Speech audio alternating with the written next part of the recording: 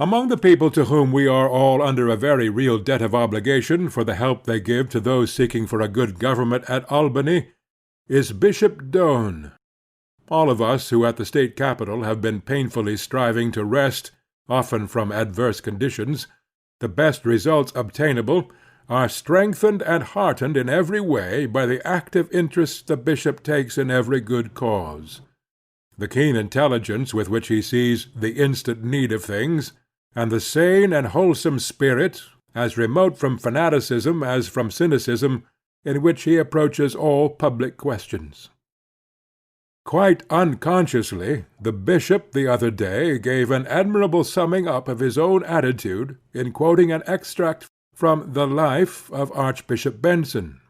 In a letter which the Archbishop wrote to his Chancellor in regard to a bill regulating patronage in the Church of England, occurs the following passage. Quote, "The bill does not, of course, represent my ideal, but it is a careful collection of points which could be claimed, which it would be indecent to refuse, and which would make a considerable difference about our powers of dealing rightly with cases. Gain that platform, and it would be a footing for more ideal measures. I do not want the best to be any more the deadly enemy of the good. We climb through degrees of comparison." This is really a description as excellent as it is epigrammatic of the attitude which must be maintained by every public man, by every leader and guide of public thought, who hopes to accomplish work of real worth to the community. It is a melancholy fact that many of the worst laws put upon the statute books have been put there with the best of intentions by thoroughly well-meaning people.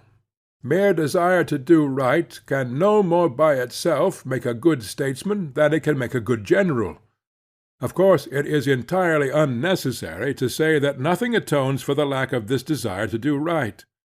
Exactly as the brilliant military ability of an Arnold merely makes his treason the more abhorrent, so our statesmanship cannot be put under the proper plane of purity and ability until the condemnation visited upon the traitor like Arnold is visited with no less severity upon the statesman who betrays the people by corruption. The one is as great an offence as the other.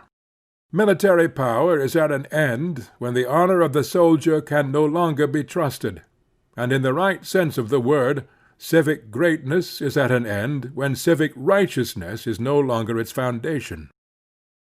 But of course every one knows that a soldier must be more than merely honorable before he is fit to do credit to the country, and just the same thing is true of a statesman. He must have high ideals, and the leader of public opinion in the pulpit, in the press, on the platform, or on the stump must preach high ideals. But the possession or preaching of these high ideals may not only be useless, but a source of positive harm, if unaccompanied by practical good sense, if they do not lead to the effort to get the best possible when the perfect best is not attainable. And in this life the perfect best rarely is attainable. Every leader of a great reform has to contend on the one hand with the open, avowed enemies of the reform, and on the other hand with its extreme advocates, who wish the impossible, and who join hands with their extreme opponents to defeat the rational friends of the reform. Of course the typical instance of this kind of conduct was afforded by Wendell Phillips, when in 1864 he added his weight, slight though it was, to the copperhead opposition to the re-election of Abraham Lincoln. The alliance between Blifil and Black George is world-old. Blifil always acts in the name of morality. Often, of course, he is not moral at all. It is a great mistake to think that the extremist is a better man than the moderate. Usually the difference is not that he is morally stronger, but that he is intellectually weaker. He is not more virtuous, he is simply more foolish. This is notably true, in our American life, of many of those who are most pessimistic in denouncing the condition of our politics. Certainly there is infinite room for improvement, infinite need of fearless and trenchant criticism, but the improvement can only come through intelligent and straightforward effort.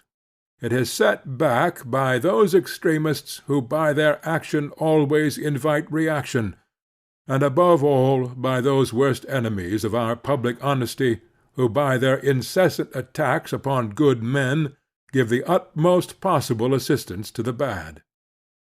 Offenders of this type need but a short shrift. Though extremists after a fashion, they are morally worse instead of better than the moderates.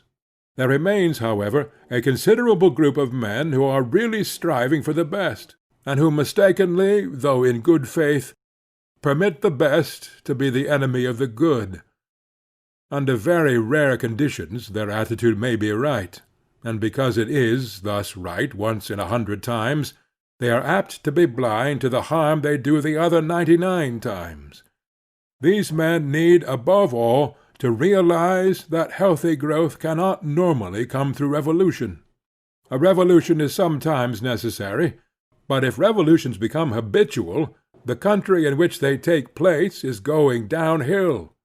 Hysteria in any form is incompatible with sane and healthy endeavor. We must never compromise in a way that means retrogression, but in moving forward we must realize that normally the condition of sure progress is that it shall not be so fast as to ensure a revolt and a stoppage of the upward course. In this country especially, where what we have now to contend with is not so much any one concrete evil as a general lowering of the standards, we must remember that to keep these standards high does not at all imply that they should be put upon impossible positions which must ultimately be abandoned. There can be no compromise on the great fundamental principles of morality.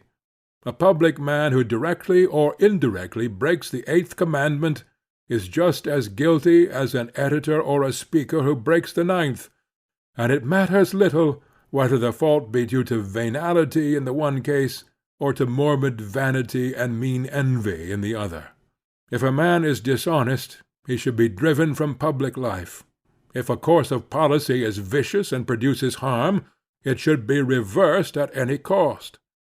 But when we come to the countless measures and efforts for doing good, let us keep ever clearly in mind that while we must always strive for the utmost good that can be obtained, and must be content with no less, yet that we do only harm if by intemperate championship of the impossible good we cut ourselves off from the opportunity to work a real abatement of existing and menacing evil.